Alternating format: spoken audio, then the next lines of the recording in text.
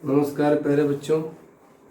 आज मैं इस वीडियो में क्लास 11 यूपी बोर्ड के जो छात्र हैं उनके सिलेबस में निर्धारित सूरदास के भ्रमर गीत पद लेकर उपस्थित हूँ। इसके पूर्व वीडियो मैंने सूरदास के विनय के 2 पद जो आपके सिलेबस में हैं और वात्सल्य के 1 पद यानी कुल मिला के 3 पद की व्याख्या मैंने इसके पूर्व वीडियो मैंने की थी और वह ऑलरेडी यूट्यूब चैनल पर अपलोड भी हो चुकी है।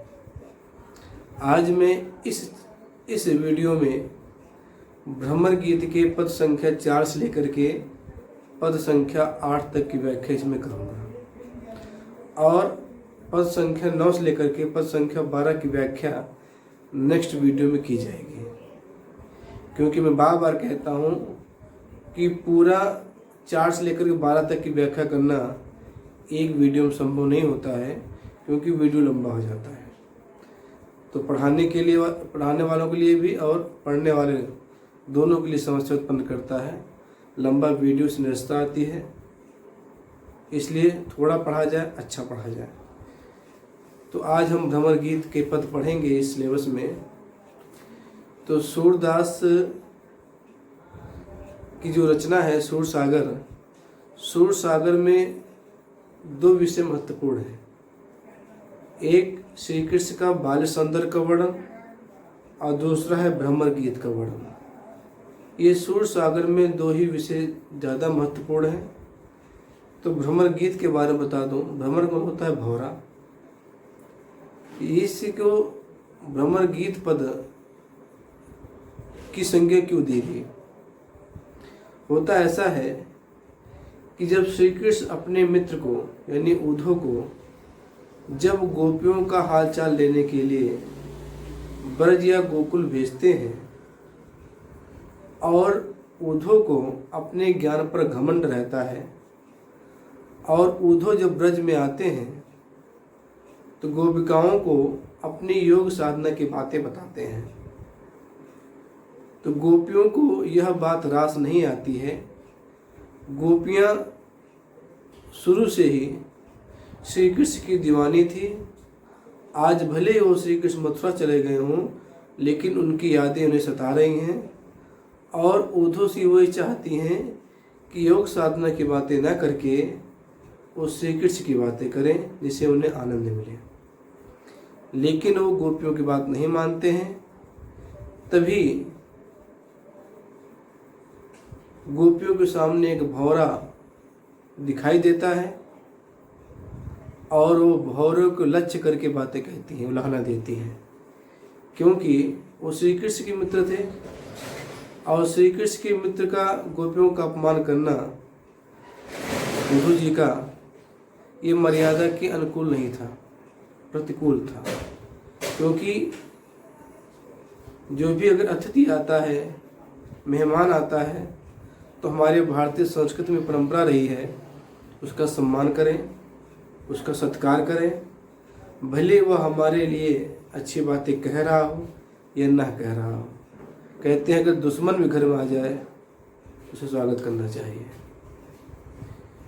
तो गोपियों ने डायरेक्ट उद्धव को उलाहना नहीं दी, उद्धव का प्रतिकार नहीं किया, बल्कि उस समय एक भौरा आ गया और भौरे को लक्ष्य करके उन्होंने कहना प्रारंभ कर दिया। तो भौरा जो है यहाँ प्रतीक रूप में आया है और भौरा का रंग काला होता है, उद्धव का रंग भी काला था, ऐसा भी कहा जाता है।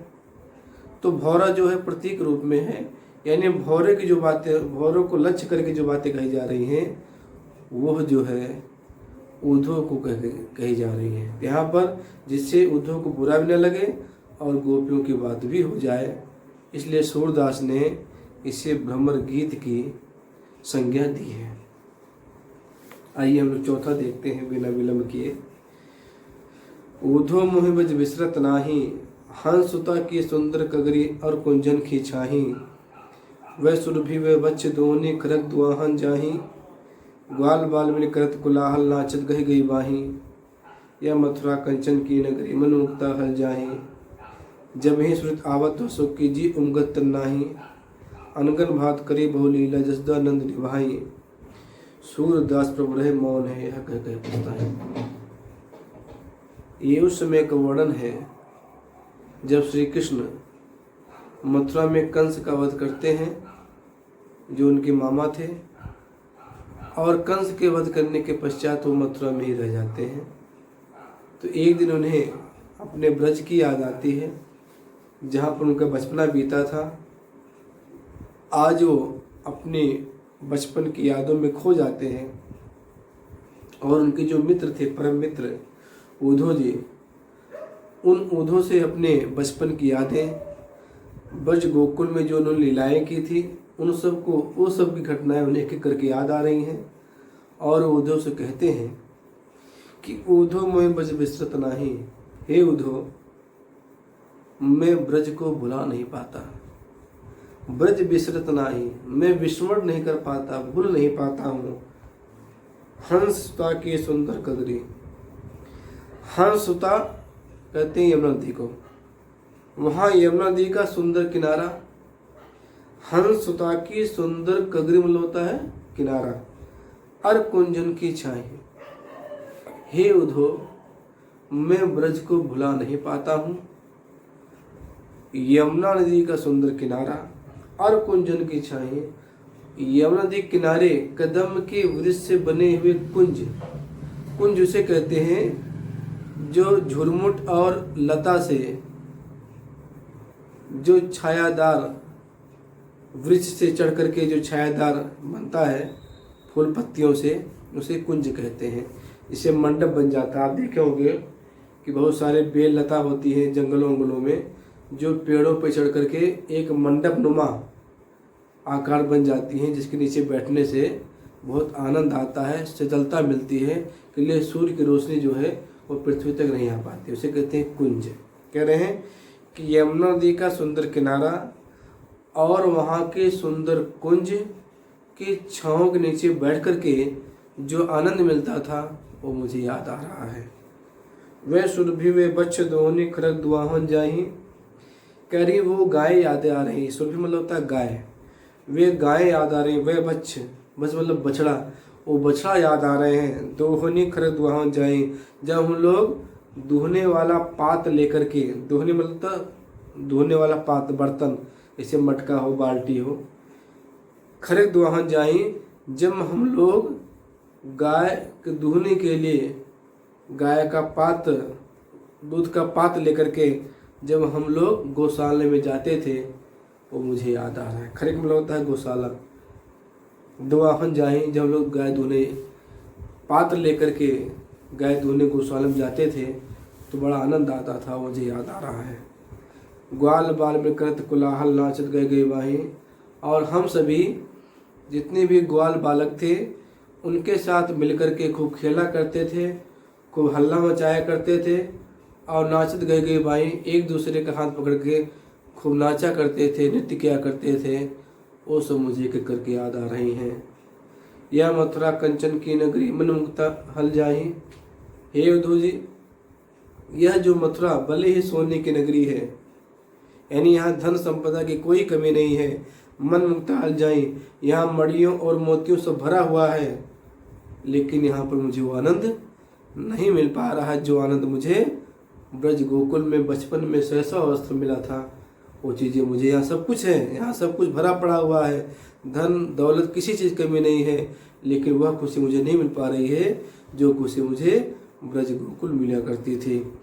जब ही सुरत आवत सुख की जी उंगत नाही, जब भी मैं उन आनंद के क्षणों को जब मैं याद करता हूँ, जब याद आती है जी उंगत नाही, मेरा हृदय जो है उमंग से भर जाता है, मेरा हृदय भर आता है आनंद खुशियों से, मेरा हृदय भर जाता है। केवल जब मैं ब्रज में बिताए हुए दिनों को जब स्मरण करता हूँ, केवल याद करने से मेरा हृदय जो है भर उठता है, यानी उछाल आ जाता है, उमंग आ जाती है। अनगन बात करें बहुलीला जसदानंद निभाही, मैंने ब्रज में रह करके अनेकों प्रकार की लीलाएं की, लोगों का मनोरंजन किया, और यशोदा माता और मेरे जो नंद बाबा थे उनको भी अच्छा लगा। वो चाहे अच्छा हो चाहे बुरा हो, वो हमेशा मेरा निर्वहन करते थे, मेरा सहायता करते थे। सूरदास प्रभु रहे मौन है, यह कह के पछताए। सूरदास जी कहते हैं कि प्रभु जो है बार बार यह कह के पश्चाताप कर रहे हैं कि मैं नाहक ही इस मथुरा में चला आया, जो मुझे आनंद और खुशी मुझे ब्रज गोकुल मिलती थी वो यहाँ बिल्कुल नहीं मिल पा रही है। ऐसा कहते कहते एक जो है प्रभु जो है श्री कृष्ण जो है चुप हो गए, मौन हो गए, यानी उस पुरानी स्मृतियों के यादों में खो गए। आइए 5वां देखते हैं। तो चौथा हम लोगों ने पढ़ लिया। 5वां देखिए। 5वां जो है यहाँ पर गोपियों की विरहावस्था का वर्णन किया गया है। गोपियाँ उद्धव से कहती हैं कि जब से गोपाल श्री कृष्ण को कहते हैं, जब से गोपाल जी गए हैं, यानी श्री कृष्ण जी यहाँ से गए हैं, मथुरा गए हैं, उनके अभाव में, उनके बिना हम लोगों का हाल क्या हो गया है, इसमें कहा गया है। कह रहे बिनु गोपाल बैरिन भय कुंजे, तब वे लता लगत तन शीतल, अब भय विषम ज्वाल की पुंजे, विथा भाज जमुना खग बोलत, विथा कमल फूलई अल गुंजे, पवन पान घनसार सजीवन, धत सुत किरण भान भय भुंजे, यह ओधो कहियो माधो सो मदन मार कीने हम लुंजे, सूरदास प्रभु तुमरे दर्श को मुख जुवत अखियां भय सुंजे। गोपियाँ कहती हैं उद्धव जी से, ही उद्धव बिन गोपाल बैरिन भय कुंजे, गोपाल के बिना ये जो कुंज है यमुना नदी किनारे, जिस कुंज की छांव में हम लोग बैठा करते थे, वही कुंज जो शीतलता देती थी मुझे, वही कुंज मेरी शत्रु बन गई है। वही कुंज क्या हो गई, मेरे लिए शत्रु बन गई हैं। तब वे लता लगत तन शीतल, उन लताओं के नीचे बैठ करके जो हमें शीतलता मिलती थी जब श्री कृष्ण हमारे साथ थे, और जब आज श्री कृष्ण हमारे साथ नहीं हैं, अब भी विषम ज्वाल की पुंजे, वही लताएं ऐसे लगती हैं कि आग उगल रही है, तपन महसूस हो रही है उन्हीं लताओं के पास बैठने से। वही लता थी जब श्री कृष्ण साथ थे तो शीतलता मिलती थी, ठंडक मिलती थी, वही लता है, लेकिन श्री कृष्ण साथ नहीं है। यही लता मुझे दाहक प्रतीत हो रही, तपन महसूस हो रहा है। वृथा बहत जमुना खग बोलत, वृथा कमल फूले गुंजे। जब श्री कृष्ण हम लोगों के साथ थे सब कुछ अच्छा लगता था, यमुना नदी का बहना, पक्षियों का बोलना, कमल का खिलना, कमल के ऊपर भंवरों का गुंजार करना। लेकिन आज जब श्री कृष्ण हमारे साथ नहीं है, ऐसा लगता है कि यमुना व्यर्थ ही बह रही है, पक्षी व्यर्थ ही बोल रहे हैं, कमल व्यर्थ ही खिल रहे हैं, और उनके ऊपर भौरे व्यर्थ ही गुनगुन कर रहे हैं। ये सब हम लोगों को अच्छा नहीं लग रहा है। पवन पान घनसार सजीवन, धसुत किरण भार भुंजे। कह रही है पवन मतलब हवा, पान मतलब पानी, घनसार मतलब कपूर, सजीवन मतलब होता है संजीवनी बूटी जो जिंदा रखने की एक दवा होती है। धत सुत किरण भान भय भुंजे। कह रही है हवाएं, ये पानी, कपूर, ये सजीवन जीवन देने वाले। धत सुत किरण भान भय भुंजे। धत सुत कहते हैं चंद्रमा को, धत सुत मतलब चंद्रमा को। अब चंद्रमा की किरणें ऐसे लगती हैं कि हम लोगों को भुन दे रही है, यानी भुज दे रही है। यानी चंद्रमा की जो किरणें जब श्री कृष्ण हमारे साथ थे वो शीतलता देती थी, लेकिन आज वही चंद्रमा है, उसकी वही किरणें हैं, लेकिन वह किरणें ऐसा लगता है कि हम लोगों को जला रही हैं, भुन रही हैं। यह उधो कहियो माधो सो मदन मार कीने हम लुंजे। गोपियाँ कहती हैं कि उधो जी जाकर के माधव जी से कह देना कि मदन मार कीने हम लुंजे, जो कामदेव हैं, कामदेव जी ने अपने पुष्प बाण से हम पर चला करके, पुष्प बाण चला करके हम लोगों को लुंज कर दिया है। यानी लुंजे यानी विकलांग कर दिया, लुंज कर दिया, हम लोग किसी काम के नहीं रह गए हैं। सूरदास प्रभु तुमने दर्श को मुख जुवत अखियां भय सुंजे।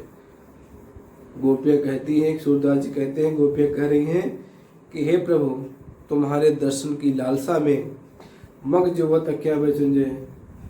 आपके रास्ते को जोहते जोहते, जिस रास्ते से आप आने वाले हैं उस रास्ते को देखते देखते हमारी आंखों की ज्योति भी धीरे धीरे क्या हो रही है, कम होती चली जा रही है। यानी आंखों से देखना भी धीमे धीमे कम हो गया है। आइए देखते हैं छठा। तो 5 हम लोगों ने पढ़ लिया। छठा देखिए, हमारे हरे हार की लकड़ी, मन कर्म वचन नंद नंदन उड़िया कर पकड़ी। जागत सोवत स्वप्न दिवस निश कान्हा कान जकरी। सुनत लोग लागत है ऐसे जय करी ककरी। सुर तो व्याध हमको ले आए देख सुनी न करी। यह तो सुर तन्हे ले सको जिनके मन चकरी। यहाँ पर गोपियाँ कहती हैं कि श्री कृष्ण जो है वह हमारे लिए हारिल पक्षी के लकड़ी के समान है। हारिल पक्षी की विशेषता ये होती है कि उसने एक बार जब पंजे में लकड़ी को ही पकड़ लिया, लकड़ी का टुकड़ा या घास का तिनका अगर वो अपने पंजे में पकड़ लेता है तो पूरी उम्र भर उस लकड़ी या तिनके को नहीं छोड़ता है। ये उसकी विशेषता होती है।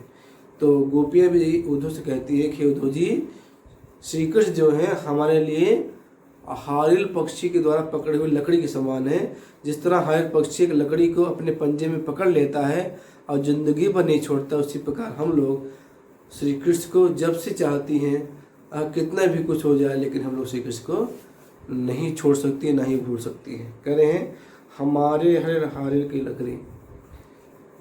हर यानी श्री कृष्ण जो है हमारे लिए वह हारिल की लकड़ी के समान है, हारिल पक्षी की लकड़ी के समान। इस प्रकार हारिल पक्षी अपने पंजे में लकड़ी, हमेशा लकड़ी का टुकड़ा लिए रहता है, उसी प्रकार हम लोग श्री कृष्ण के आज से या पहले से हम लोग उनकी क्या हो गई हैं, दीवानी हो गई हैं।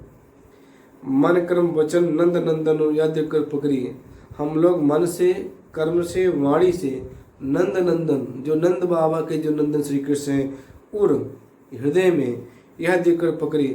हम लोग मन से, कर्म से, वाणी से जो नंद बाबा के नंदन हैं उनको अपने हृदय में हम लोगों ने दृढ़ता से पकड़ रखा है, यानी उन्हें अपने हृदय में इतना बसा लिया हूँ कि वह अपने हृदय से अब बिल्कुल निकल ही नहीं सकते हैं। हम लोग उसे दृढ़ता से अपने हृदय में पकड़ रखा है।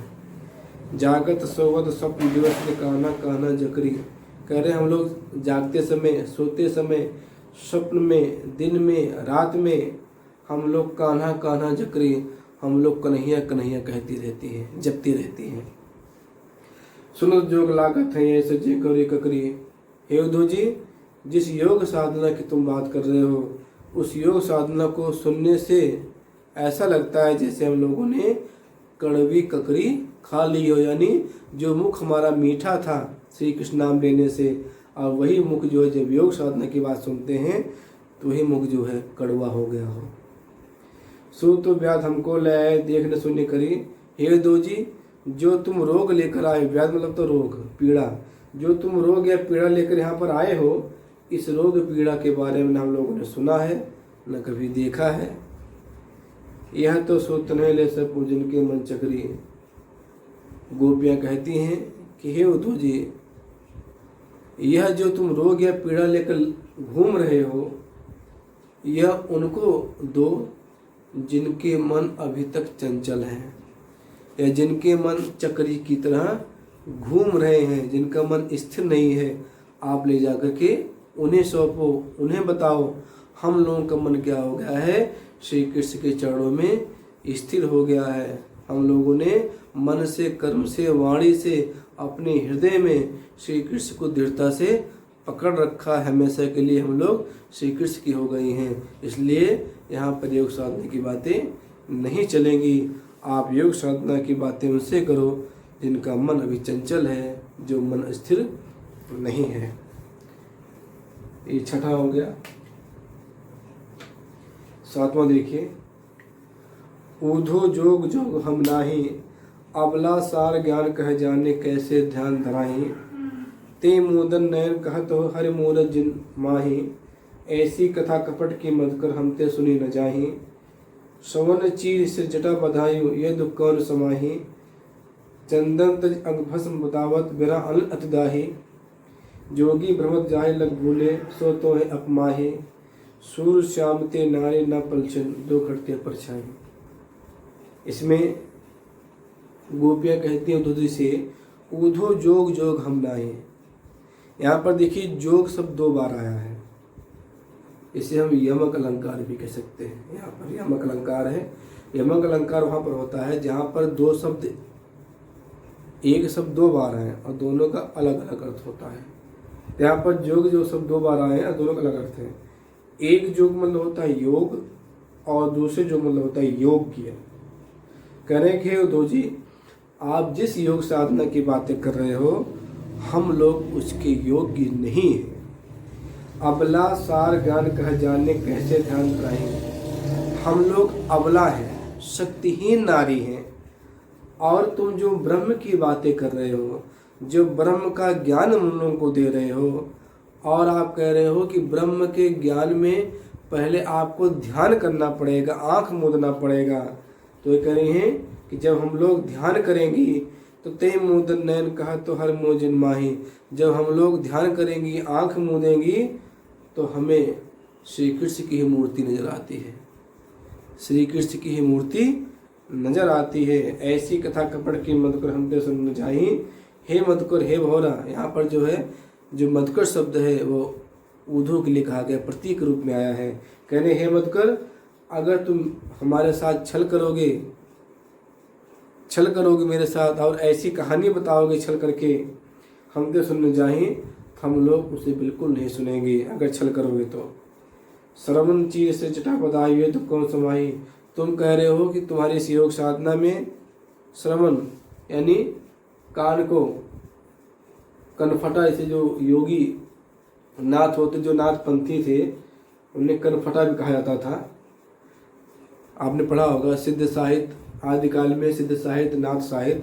जो नाथी थे जैसे गोरखनाथ थे, मत्स्येंद्र नाथ थे, जलंधर थे, नवनाथ थे, तो वो जो है कान के फटे रहते थे यहाँ पे, तो उन्हें कनफटा कहते थे, नाथ कहते। तो ये कह रहे हैं श्रवण चीर, आप कह रहे हो कि हम लोगों को कान जो है फाड़ना पड़ेगा, और फिर सिर जटा बधाई हो, सिर पर जटा रखनी पड़ेगी, ये तो कौन समाई। अभी बताइए हम लोग नारी होकर के ऐसा कार्य कैसे कर सकती हैं, हम लोग इसके बस का नहीं है।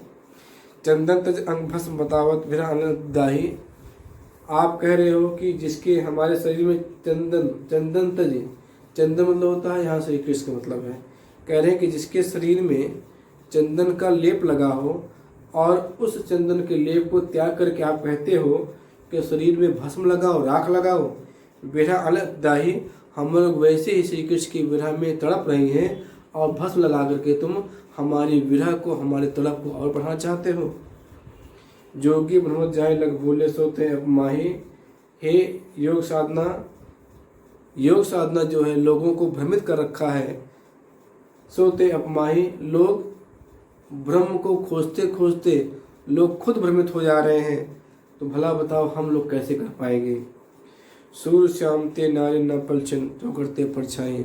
सूरदास जी कहते हैं कि गोपियों तो कहती है हम लोग एक पल के लिए भी, एक क्षण के लिए भी श्री कृष्ण से अलग नहीं रह सकते। जिस प्रकार परछाई शरीर से एक क्षण के लिए अलग नहीं रह सकती है, उसी प्रकार हम लोग भी श्री कृष्ण से एक पल के लिए भी अलग नहीं हो सकते हैं। आइए 8वां देखते हैं, 7वां हो गया 8वां। लड़काई को प्रेम कहो अल कैसे छूटत, कहाँ कहो भजना चरित अंतर्गत लूटत। वह चितवन वह चाल मनोहर, वह मुस्कान मंद निगावन। नटवर भेष नंद नंदन को वह विनोद वह बनते आवनी। चरण कमल की सौ करत यह संदेश मोह विषम लागत। सूरदास पल मोहने विसरती मोहन सूरती सुबह जागत। कह रहे हैं लड़काई को प्रेम कहो अल कैसे छूटत। गोपियाँ उद्धव से कहती हैं कि हम लोगों ने लड़काई मतलब बचपन में श्री कृष्ण जो प्रेम किया था। हे सखियों सुनो, उद्धव को की तरफ मुंह करके अपने सखियाँ आपस में कह रही हैं, हे सखियों सुनो, आप ही बताओ हम लोगों ने श्री कृष्ण के साथ बाल्यावस्था बचपनावस्था में जो प्रेम किया था, जो मस्ती की थी, वो भला कैसे छूट सकता है। कहाँ को ब्रजनाथ अंतर्गत लूटत। और जो ब्रजनाथ थे यानी श्री कृष्ण, ब्रजनाथ मतलब श्री कृष्ण है, श्री कृष्ण का जो चरित्र था वह चरित्र जो है हम लोगों के अंतर मन को लूट लिया था। यानी हम लोग उन्हें अंतर मन से चाहने लगे थे। उनका जो व्यवहार था, उनका जो चरित्र था, बताओ कैसे छूट सकता है। वह चितवन वह चाल मनोहर, उनकी तिरछी बाहों हमारी तरफ करके देखना, तिरछी बाहों करके हमारी तरफ देखना। वह चाल मनोहर, उनकी मस्त मस्त चाल, मनोहर चाल। वह मुस्कान मंद दुनिगावन, उनकी मुस्कुराना और बांसुरी लेकर के मीठा स्वर निकालते हुए गाना। नटवर भेष नंदन को वह विनोद, विभिन्न प्रकार के वेशभूषा बना करके हम लोगों का मनोरंजन करना। जो नंद बाबा के जो नंदन थे, श्री कृष्ण थे, वह बनते आवनी। और जब वो जंगल में आया करते थे, बांसुरी बजाया करते थे, चरण कमल की सौं करत हूँ, हम लोग उनके चरण रूपी कमल की शपथ खा के कहते हूँ, यह संदेश मैं विषम लागत, जो तुम योग साधना का संदेश दे रहे हो, ये हम लोगों के लिए विष के समान है, विष की तरह, जहर की तरह है। सूरदास पल मोहने विसरती, सूरदास जी कहते हैं, गोपियाँ कह रही हैं कि हम लोग एक पल के लिए भी श्री कृष्ण को नहीं भूल पाते हैं। मोहन मूर्त सोवत जागत, हम लोग जो मोहन श्री कृष्ण, जो श्री कृष्ण की सूरत है, जो श्री कृष्ण का सौंदर्य है, हम लोग एक पल के लिए भी भूल नहीं पाते हैं। चाहे सोते समय हो, चाहे जागते समय हो, यानी हर पल हम लोग श्री कृष्ण की जो सुंदर छवि हमारे हृदय में अंकित है, हम लोग एक पल के लिए भी उन्हें भूल नहीं पाते हैं। इसलिए हे उद्धव जी, ऐसी कोई बात मत कीजिए श्री कृष्ण के अलावा, वो हमें क्या लगेगी, अरुचिकर लगेगी। और जो तुम योग साधने की बातें कर रहे हो, वह हम लोगों के लिए विष की तरह लग रहा है, जहर की तरह लग रहा है, जो हमें अच्छा नहीं लग रहा है। तो ये 8वां मैंने आपको बता दिया। तो मैंने इस वीडियो में आपको सूरदास द्वारा लिखित जो भ्रमर की गीत पद हैं, आपके सिलेबस निर्धारित पद संख्या 4 से लेकर 8 तक की व्याख्या की। और मुझे उम्मीद है कि व्याख्या आपको जरूर पसंद आई होगी। और शेष पद संख्या 9 से लेकर पद संख्या 12 तक जो 4 पद शेष रह गए हैं, इसकी व्याख्या मैं अगले वीडियो में करूँगा। तो आज के लिए बस इतना ही। मुझे उम्मीद है कि वीडियो पसंद आएगा। अगर पसंद आए तो लाइक कीजिए और एक दूसरे को शेयर कीजिए, इससे सभी लोग इस ज्ञान से लाभान्वित हो सकें। और जल्द ही मैं नेक्स्ट वीडियो लेकर के प्रस्तुत होता हूँ। तब तक लिए धन्यवाद। जय हिंद।